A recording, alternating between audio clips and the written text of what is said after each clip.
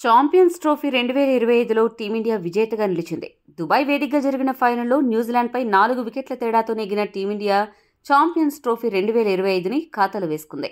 ఈ టైటిల్ను గెలవడం భారత్కు ఇది మూడోసారి. 2002లో శ్రీలంకతో పాటు సంయుక్త విజేతగా నిలిచిన భారత్ 2013లో మరోసారి గెలిచింది. 2017 చాంపియన్స్ ట్రోఫీలో ఫైనల్లో ఓడి నిరాశపరిచిన భారత్ తాజాగా మరోసారి ఛాంపియన్గా నిలిచింది.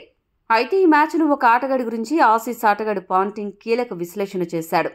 టీమిండియాకు ఈ ఛాంపియన్స్ ట్రోఫీలో ఒక అద్భుత ఫినిషర్ దొరికాడని, అతడు ధోనీ కంటే డేంజర్గా కనపడతాడని పేర్కొన్నాడు. పాంటింగ్ ఏమన్నాడంటే, ఛాంపియన్స్ ట్రోఫీలో టీమిండియా ఆట తీరు నన్నెంతగానో ఆకట్టుకుంది. ఒక్కో మ్యాచ్లో ఒక్కో ఆటగాడు అద్భుత బ్యాటింగ్తో టీమిండియాను గెలిపించారు.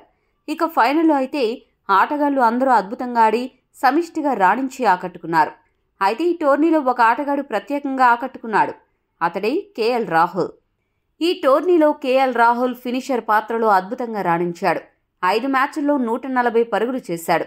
స్ట్రైక్ రేట్ 97 కాగా సగటు 140గా ఉంది. కేవలం ఒక్కసారి మాత్రమే అవుట్ అయ్యాడు. టీమిండియా సెకండ్ బ్యాటింగ్ చేసిన ప్రతిసారి క్రీజులో చివరి వరకు నిలిచి మ్యాచ్ను ఫినిష్ చేశాడు.